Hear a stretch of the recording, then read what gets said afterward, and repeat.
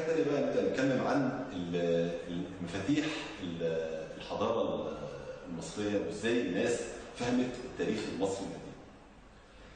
قبل شامبليون كان معظم اللي كان معروف عن المصريين هو اما التاريخ اللي اورده اليونان او المؤرخين العرب اللي اتكلموا عن المصريين. وفي جاب يعني في فجوه كبيره بين اللي قالوه اليونانيين واللي قالوه المؤرخين العرب زي المسعودي وزي ابن كثير وزي الناس اللي كتبوا تاريخ مصر في الفتره دي. بعد ما ربنا يعني فتح علينا وشامبليون قدر يحل الرموز الهيروغليفيه وكده، بقى في مصدر ثالث للحصول على المعلومه. فدلوقتي المفروض ان يحصل التقارب بين الاثنين في اطار واحد كبير، ان القران لا ياتي بالباطل، ان القران حكاياته وقصصه هي احسن القصص، وهي لن تزيف ولن تصور، وهي القصص الاصلي. فاحنا ان شاء الله باذن الله عز وجل بالنسبه لنا في مصادرنا رقم واحد هو القران الكريم. رقم اثنين المصادر اللي اعتمد عليها العلماء بقى الموجودين دلوقتي، علماء المصريات طول الفتره بقى اللي فاتت، والمصادر ديت بتتلخص في اما انها مصادر يعني مبدئيا كانت المصادر اللي كتبها اليونان. اقدم مصدر فيهم هو هيرودوت، هو كان في القرن الخامس قبل الميلاد، 500 سنه قبل ميلاد السيد المسيح، وده نظام مصر، هو ابو التاريخ يعني سمي ابو التاريخ، وكتب تاريخ مصر بعد في الفتره اللي جه فيها مصر، زار مصر تقريبا مرتين وقعد فيها سنين. لكن هيرودوت ما كانش يعرف الكتابه المصريه، يعني الكتابه المصريه ما كانوا درسوا، ما حدش كان يعرف ايه الرموز ديت، رموز المعابد، الا كهنه المعابد. فهيرودوت اعتمد في كتابته للتاريخ المصري القديم على الحكايات والاساطير الشعبيه اللي بيسمعها الناس العاديين. مبدئيا عشان برضه احط حته كده بين قوسين، مفيش حاجه اسمها اللغه الهيروغليفيه. الهيروغليفيه مش لغه، الهيروغليفيه كتابه، هي طريقه كتابه. كانت كتابه سريه بيكتب بيها الكهنه في المعابد، وهي معروفه بس وسط الكهنه ووسط محافل الكهنه والمعابد المصريه. لكن اللغه المصريه القديمه اسمها اللغه المصريه القديمه. الكتابه دي اسمها الكتابه الهيروغليفيه. كان في كتابه ثانيه خاصه برضه بكتابه الكهنه اسمها الهيراتيقيه، وكان في الديموتيقيه اللي هي الكتابه الشعبيه اللي بيكتب بيها الناس اللي موجودين. فهيرودوت في اعتماد على الكتابات وعلى تاريخ مصر القديم اعتمد على الديموتيقيه او اعتمد على الحكايات اللي بيسمعها من الناس، والحكايات دي في الاخر هي اخباريات، اخبار ما فيهاش مش تاريخ. التاريخ لازم يعضد اكثر من مصدر، لازم يحلل بشكل علمي. بس ان هيرودوت هو الاقدم لانه هو اجتهد في ان هو يكتب تاريخ مصر، فهو برضه من المصادر المعتبره. برضه في صولون ده سياسي كان عايش في اثينا وجي عاش في مصر 10 سنين او اكثر، ويعني دان الديانه المصريه عشان يقدر يدخل المعابد ويقدر يحصل على تعليم الكهنه ويعلموه اسرار المصريين واسرار التاريخ المصري والحضاره المصريه والعقيده المصريه وكده. وده برضه من المصادر اللي بيعتمد عليها. في مصدر ثالث اللي هو يوسيفوس، ده برضه مؤرخ يهودي عاش تقريبا في القرن الثاني بعد الميلاد. وفي هيكاتيوس برضه ده من المصادر. وطبعا افلاطون برضه جه عاش في مصر فتره طويله، وهو افلاطون برضه حط فرض علمي، والفرض ده مهم وهنتكلم فيه بحلقه بعينه ان شاء الله باذن الله، يعني باذن الله عز وجل لو عشنا. ايه الحضاره المصريه فيها لغز. الحضاره المصريه بزغت في التاريخ مره واحده كحضاره كبيره. يعني مفيش في اثار المصريين ايه اللي يقول ان فجاه في دوله بالشكل ده. كانوا عايشين ازاي كقبائل او كعشائر او ازاي اتلموا او مدن، كل ده مش موجود. حاجات قليله جدا عن الملك العقرب او ما قبل الاسرات، اثار بسيطه جدا. فافلاطون حط فرض مهم جدا هنتكلم فيه عن اصول قدماء الحكماء المصريين او قدماء من اسس الحضاره، اللي هم الاوائل اللي قدروا ينشئوا حضاره. وده فرض ان شاء الله هنتكلم عنه في وقت باذن الله عز وجل. تاني مصدر من المصادر بعد ما قلنا المصادر اللي هم مصادر الخليق زي ما قلنا صولون وهيرودوت وهيكاتيوس وغيره، مانيتون كان كبير الكهنه في عهد بطليموس، وطلب منه ان هو يكتب تاريخ الحضاره المصريه من المعبد، فكان مفتوحه بالنسبه له كل الاسرار وكل الوثائق وكل التواريخ او التاريخ اللي مكتوب عن المصريه القديمه من البدء. وهو كان ذكي انه كان بيعرف الهيروغليفيه بس كتب التاريخ ده باليوناني عشان يحافظ على ان كان كل الكهنه كان عندهم من اكبر يعني اكبر جرم ممكن يرتكبوا انه يعلم الهيروغليفيه لحد مش كاهن ولا يدين، مش كاهن ولم يترقى في المعابد لدرجه معينه وياخد اجازه معينه عشان يقدر يتعلم الهيروغليفيه ويتاخد عليه عهود ومواثيق بان الكتابه ديت سر ما يطلعش للناس اللي هم العاديه او للناس الشعبيه. مانيتون قسم التاريخ الفرعوني لاكثر من مرحله. على التسميات اللي هو سماها عصر الالهه او انصاف الالهه وعصر الكهنه المبجلين، وبعدين عمل عصر الاسرات. هنسيب التقسيمات اللي هي في الاول اللي هي الكهنه المبجلين والالهه وناخد عصر الاسرات. اتقسموا على تقسيم مانيتون ل 30 اسره. ال 30 اسره بيبداوا بمينا او من اول ما وحد القطرين لحد اخر ملك اللي هو تقريبا اختاروا الثاني، ده اخر ملك في الملوك الفراعنه واخر الاسره اللي هم الاسره ال 30. واتقسمت العهود اللي هي عهود الفراعنه للعهد الدوله القديمه، ودي دوله اللي هي كان فيها الاهرامات واللي كان فيها البناء اللي هو العماره اللي هي المعجزه الى الان، وعهد الدوله الوسطى وعهد الدوله الحديثه. دي التقسيمين اللي عمل عليهم مانيتون التاريخ بتاعه، التقسيم الاسره الفرعونيه ل 30 اسره.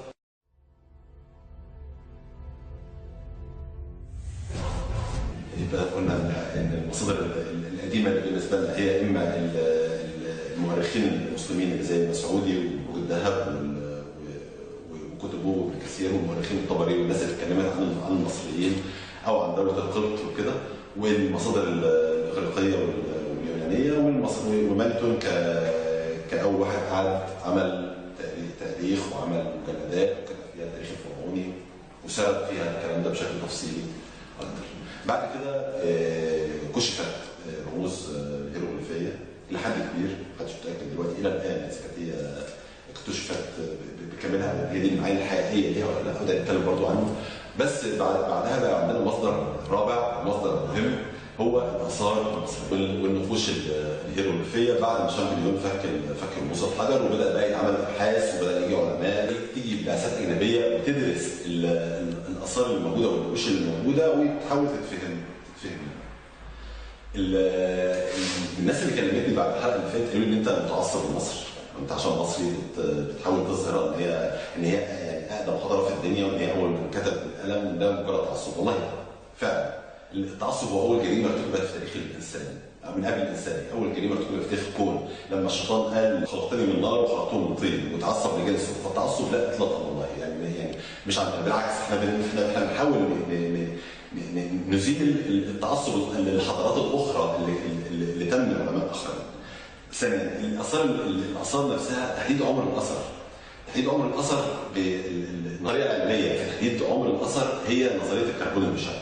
ونظريه الكربون المشع هي بتقوم على فكره ان الاشعه الكونيه بتخترق الغلاف الجوي وبتكون ما يسمى بالكربون 14. ده بيبقى موجود في الاجسام العضويه وموجود في الكائنات الحيه طول ما هي حيه ولما بتتعرض للاشعه الكونيه الموجوده في الغلاف الجوي. وبعد ما الكائن ده بيموت وبيتحلل بيبدا الكربون المشع ده اللي كان بيمتص بعد مرور 5700 سنه بيفقد من الكائن العضوي بنسبه 50%. وبعد مرور فتره اكبر اللي يصل ل 25% بعد 11400 سنه. وبتصل 12.5% بعد 22800 سنه. دي نظريه الكربون المشع واللي دي النظريه اللي اعتمدت عالميا عشان نقدر نحدد بيها عمر الاثر. بعد ما اعتمدت بقى نظريه الكربون المشع اكتشف ان في بعض الاثار من الاسره الثانيه بتصل اعمارها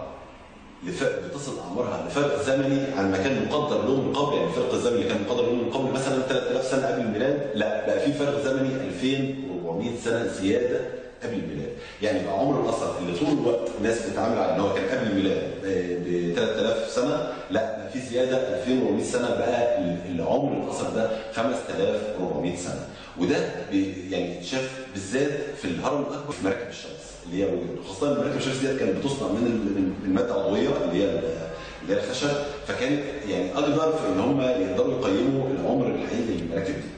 فلما تبقى يعني 5400 سنه، فانت كده بتهدم كل النظريات اللي بتقول ان الصينيين كانوا اقدم من الحضاره المصريه، او ان الفينيقيين كانوا اقدم من الحضاره المصريه، او ان البابليين كانوا اقدم من الحضاره المصريه، او ان السومريه كانت هي اول كتابه في العالم، او ان يعني وثيقه جلجامش اللي هي اتلقت في العراق ومكتوبه بالخط السومري واعتبرت ان دي اقدم وثيقه في العالم وكده. لا، احنا بعد يعني ما اكتشف بالكربون المشع اثبت ان المصريين او ان الحضاره المصريه او ان مصر كانت اقدم في حضارتها من كل ما قد سبق.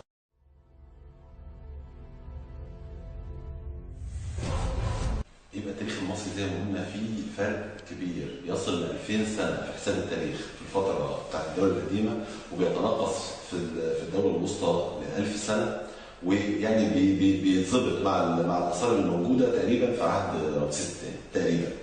الجاب اللي هي 2000 سنه دول مفقودين. احنا العلماء بعد الحرب العالميه الثانيه اتفقوا على ان الحضاره المصريه بتبدا من 3200 قبل الميلاد، اللي هي وقت توحيد نرمر للقطرين واللوحه المشهوره بتاعته. لكن نظريه الكربون المشع اثبتت ان في اثار مصريه في عهد الاسره الثانيه وفي مقابر من مقابر الدوله الوسطى، كانت الاثار دي بتسبق العمر المقدر ليها باكثر من 2000 سنه.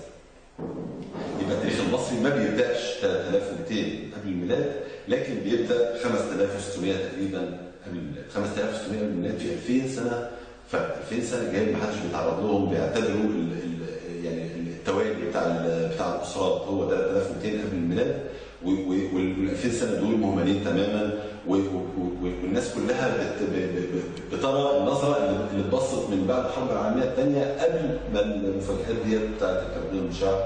اخيرا بقى ريفيو تاني على كل اللي قلناه قبل كده، ان نظريه الكربون المشع بتثبت ان الحضاره المصريه هي الحضاره الاعرق. الهرم الاكبر مش مبني زي ما قدر عمره، لان هو 2800 قبل الميلاد. لا، الهرم الاكبر اتبنى 4829 قبل الميلاد، ومراكب الشمس بنفس الشكل. وتاريخ تاسيس الدوله الوسطى وقائمه الاسره 12، الاسره 12 تلاقيها في مقابر الاسره 12 اثار بفحصها بالكربون المشع، وجد ان في فرق بين ما قدر ليها وبين النتائج اللي طلعتها ابحاث الكربون المشع.